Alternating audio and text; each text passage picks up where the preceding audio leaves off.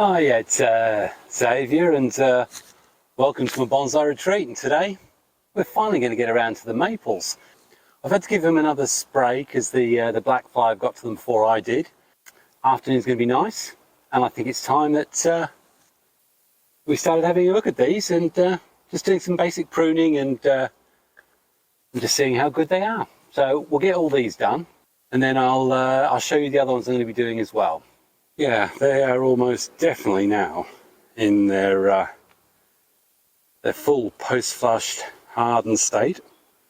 You can see all the long extensions, and truthfully, I'll be cutting back extensions, but I want to keep a lot of canopy on these, to be fair.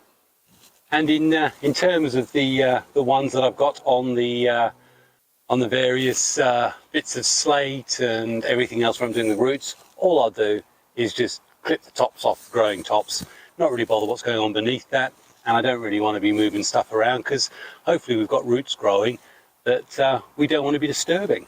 So it will be literally just taking tops off with my shears. Loads of maples, all growing very, very well right now. But anyway, should we get up to the top end where we can do some real work?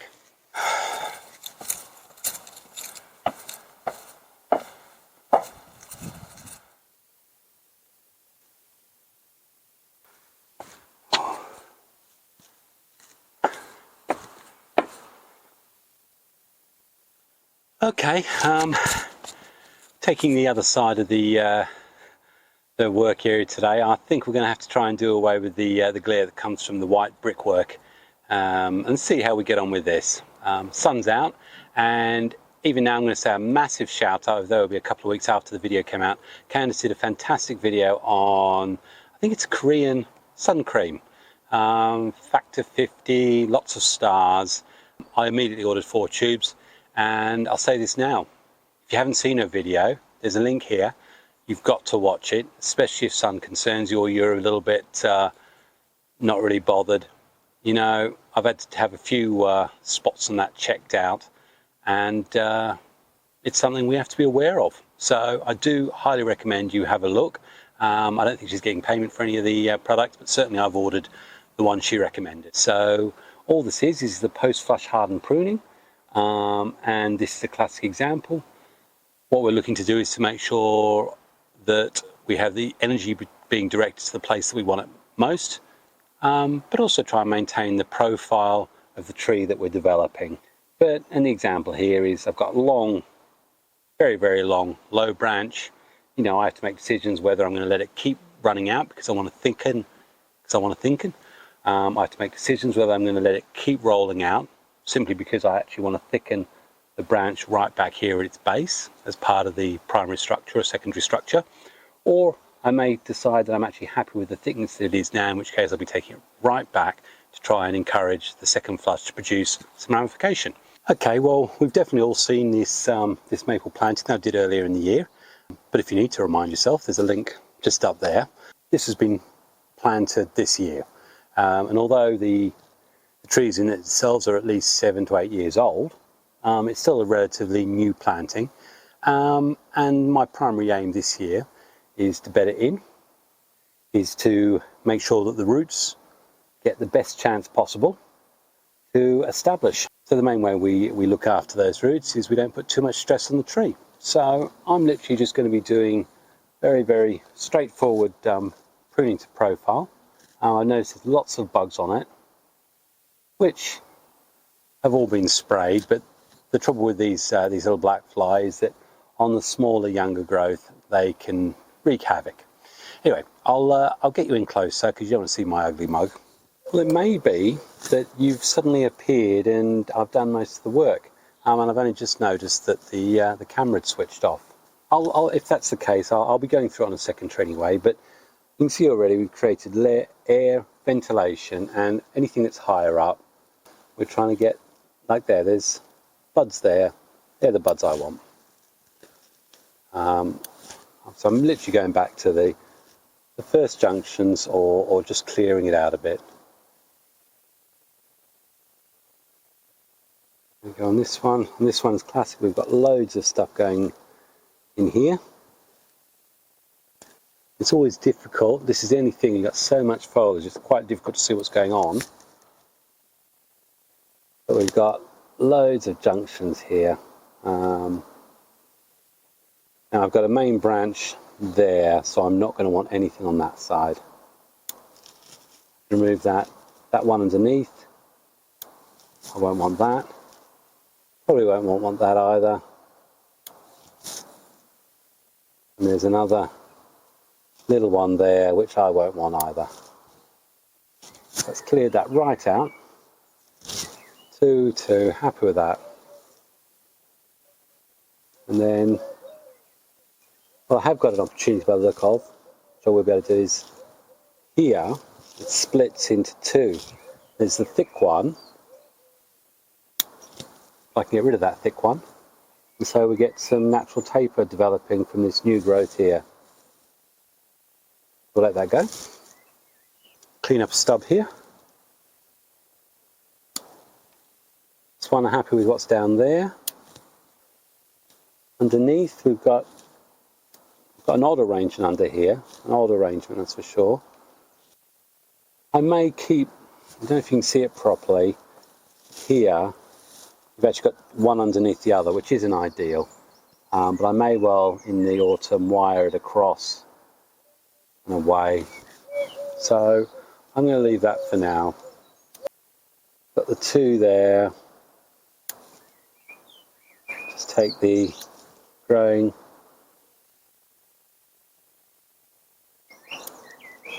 Just want to thin it out. There we go.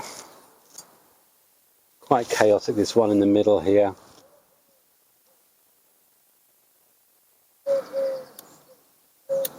Stuff going underneath junctions, we can get rid of those, they're easy wins. That one there is going to be in a crotch, get rid of that. Got another one there, that's coming. Crotch, get that out. And don't know if you can see that one there. Get rid of that. A few stubs, get rid of. Basically, there's a situation, I think, I don't know if you can see it in between these. There's a great big there, very, very thick and big and unwanted. Right, so we've got this one. Say I've brought it back. The top has all been reduced right back to the single leaf pairs. In a couple of places here I've left it untouched because I want that to continue to grow out so that I can thicken this as a lower branch. And again down here, but the main thing is I've removed some leaves from leaf pairs, and the whole idea of that is to allow ventilation and light to get in, certainly to the newer growth. Give that one a spin. I think that is looking pretty impressive for a very, very young planting. The moss is still there. I don't know what the birds are up to these days. Hungry Hippo is very happy. Got my spray here, which will just be a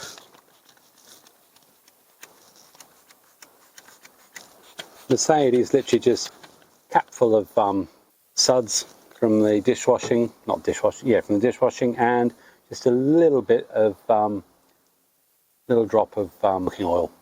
Okay, so that's the that one done.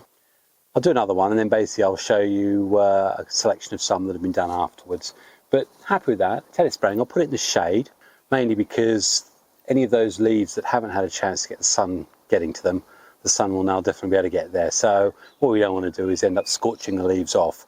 And I do find with the maples, brilliant in the morning sun, which is why I got them down the bottom of the garden.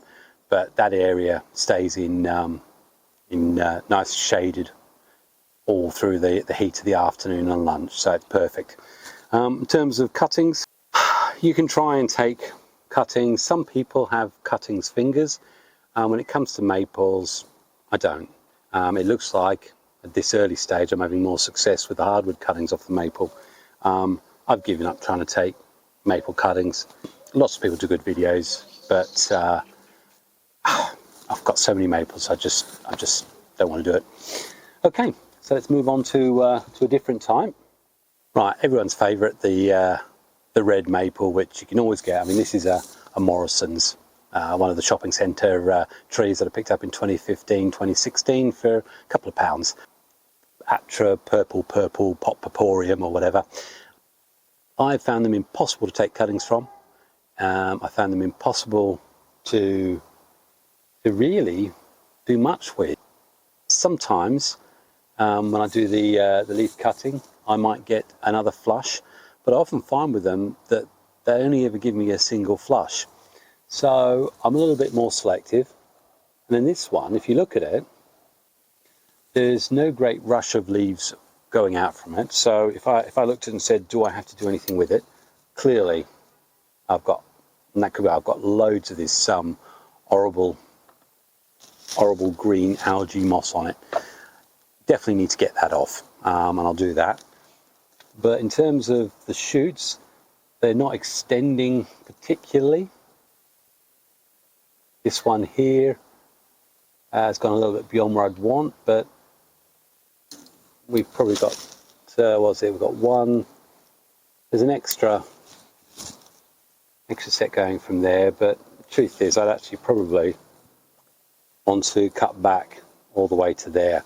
But I find with these, they're terrible for producing a second flush. So I'm a lot more careful with these. And if I don't need to cut back, here I do. So we've got growth there, take the middle one out. Now we've got just the two there. But there's no sign of new shoots coming out from it.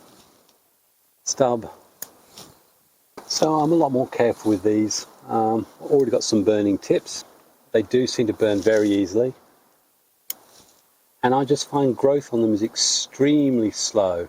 So I never take that much off. I very rarely defoliate. In fact, I've learnt not to defoliate these. There's no real extra extensions coming out that I need to deal with. I don't need to worry about shading or anything like that. Remove the odd leaf here or there. There's a central shoot there I can remove. That leaf's already burning off. But yeah, and that's about as far as I'll go with that. Okay, now this wire was actually applied in the late autumn. So it's been on hopefully for long enough to tree to keep the shape that I was looking for. We'll soon see. It's not yet biting in, but I know from past experience I'd rather take the wire off early than risk anything. Now obviously with these, they don't grow as fast. That would be the other reason. I know with some of other maples the wire is definitely ready to come off, but I think the lesson I've learned with maple is better to have to reapply wire regularly rather than risk marking your tree, because certainly on something this size, any sort of scarring on this will be there to stay. Now I just need to get this, this horrible, I hate it, it's that really sticky, it's so important to get this off, and I should have got this off a lot earlier in the year, to be fair. And again, there could be a contributing factor for why perhaps that's not growing as well, because no water is probably, or proper nutrients or oxygen flow is happening down where you need it. Okay, so I've managed to put get that horrible claggy yuck off. I've given it a spray. I've also given it a little bit of a light feed, and then just put a bit more top dressing. So there it is, my little Atraporum, Purpureum, Deuteporum. Yeah, and again, like the other one, that'll go off into the shade. So what we've got next. Right, well the next one we're going to be looking at was one that I did, again it's all from the same batch of 80 or so trees, but this one got potted up in a Dawn Isaac ceramic. Again, that one's had wire applied to it, and we're going to go around and follow the same principle. Got some weeds which we don't want, obviously, and the same thing, I'll start from the top, moving all the top growth until we get to literally the first flush, although here it's quite high. There we go, take the little one out, remove one of the leaves, same here, extend the extension growth, back to the one pair of leaves.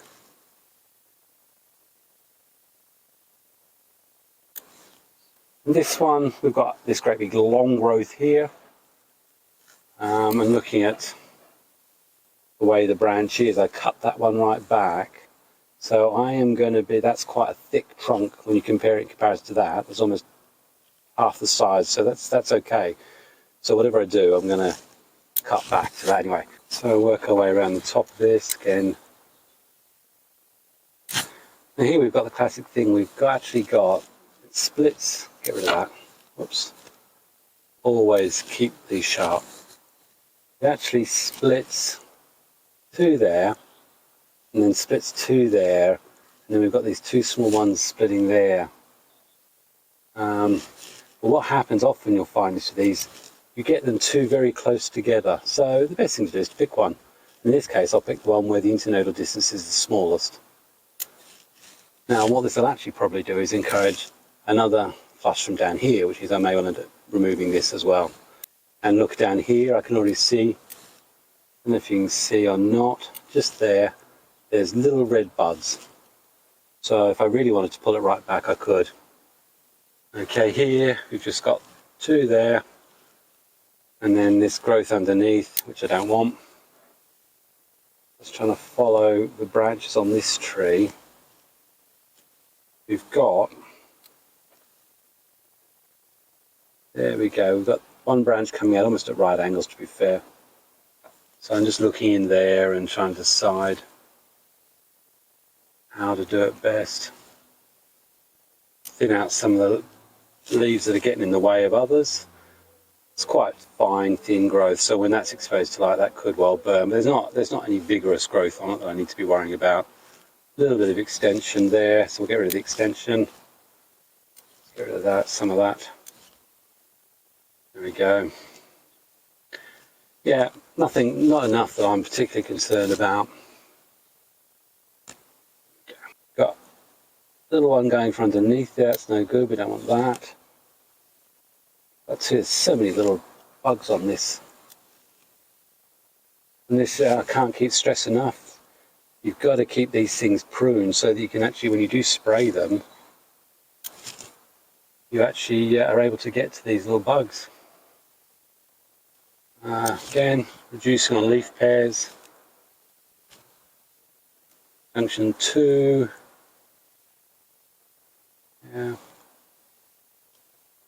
Again, we've got some extension there, we'll get rid of that. We've got an extension coming out here.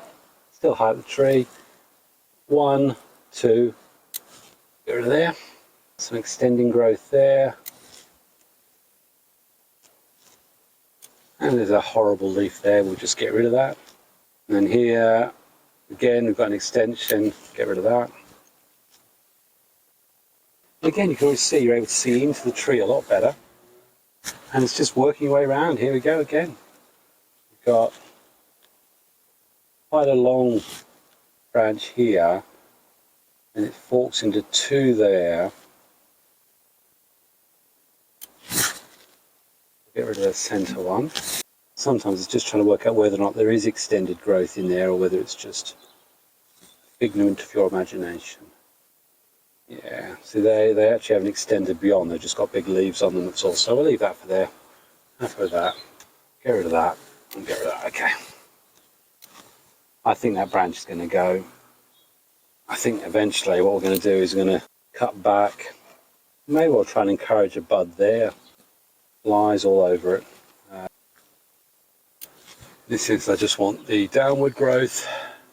We've got loads of bugs on it. Oh, bug city. That's that main part all done and thinned right out. Looking to this, we've done there. This is a bit more confusing here. I might actually get rid of this lower one, taper wise. Go off that now. Go off that. Bit heavy up there. Well, there it is. Pruned up. Got some wire on it. We want to get rid of the wire. Let's see how much bounce back we get on this. And the other reason I want to get rid of the wire is it's funny, as soon as you get wire off a tree, I think I've said it before, it's like moving a pair of socks at night. The tree just goes, oh, thank you. Yeah, I mean, it's actually bounced back a little bit. There's a little bit of movement in there. But the tree feels healthier without the constriction of wire on it, to be fair. And truthfully, with a tree like this, the technique of clip and grow is certainly going to be a lot easier, and probably the way I'll look to go ahead with it. Okay. Just put in some Oceana, which is a mixture of kelp and slow release fertilizer on it. We've now done all the work I'm going to do now for this one. Give it a spin. Clearly there's an issue here. I can see little red buds there. We may get a nice bud here, which will allow for some interesting movement. But in terms of ideality, love that word, that's no taper there. So I could end up removing that in the autumn. So, but truthfully, for a Mame there, really like that. Okay, so we've finished with that one, and really happy looking how that's looking. It's in a pot now, so it's going to take years to slowly develop, but that's part and parcel of the choices you make when you start putting them into nice little Dawn Isaac ceramics. So what's the other tree we'll look at? I do have to do the forest, which is looking well messy. But the principles for that are exactly the same as those other two that I've shown you in the other little forest. So I'll show you that when I've finished it, shall I? In fact, I'll get onto that now, and you go and have some coffee. In fact, while I'm doing this, what you could do, especially if you've enjoyed what you've seen so far, is hit like. You can hit the notification bell button, ding ding. That way, when I get some new stuff coming out, especially my YouTube shorts, you'll get notified. Or indeed, if you've got someone else out there who you think is going to love hearing about my my maples, you can share it. But you definitely please subscribe. Helps me, helps the channel, and makes me feel good about myself. And you know, when you get a bit older, you need a few little perks in life. So you go off and do that, and I'll finish this and come back to you. Okay, so welcome back. Oh, that sun is hot. I've gone to town with this, but immediately you can see through it. You can actually see the branches, the definition of the forest as it's growing. Long way off the finished product, but I'll give it a spin. Again, it's shining because it's had a little spray of anti-black bug stuff. But the main thing is the trees remain alive, which, I tell you what, the way people seem to have suffered with dying trees over the winter in this country, anything that's still alive is a bonus. But yeah, I'm pleased how this one is developing.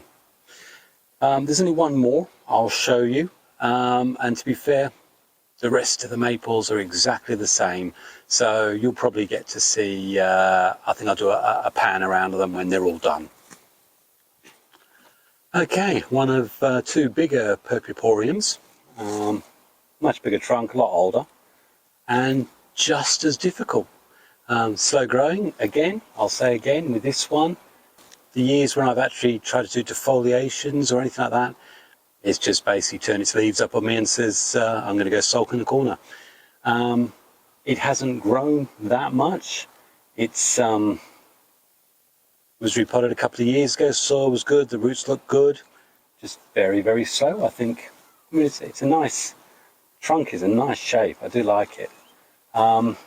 Its sister tree had even a nicer trunk, and I think I mentioned last year I tried to do the proper root spreading of it and everything.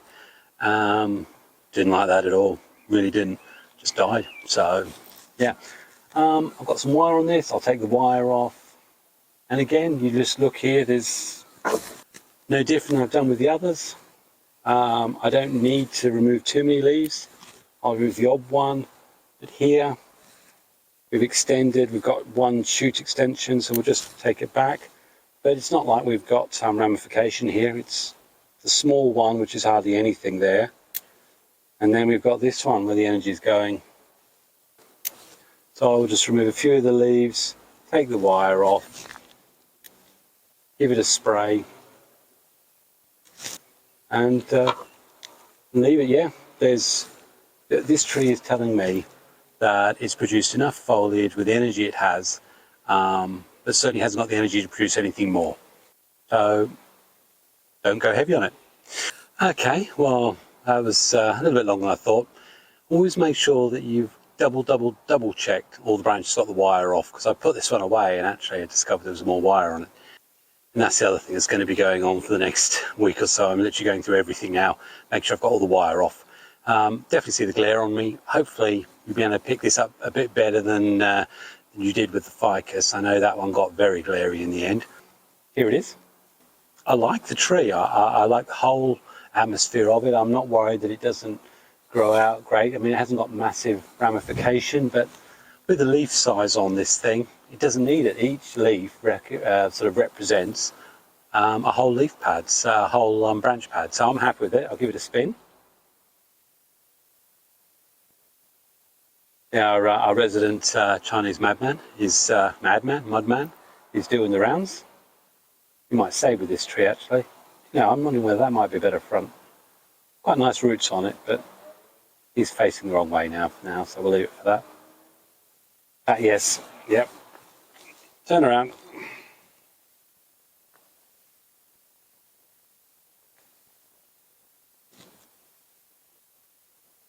No, maybe not.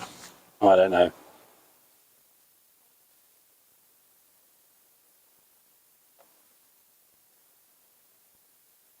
Okay, so that's 2 purple maples done and some other standard sort of orangey ready maples done. I'm not touching the Katsura, which is in the fish pond, because that it got repotted and it hasn't had any additional growth on it.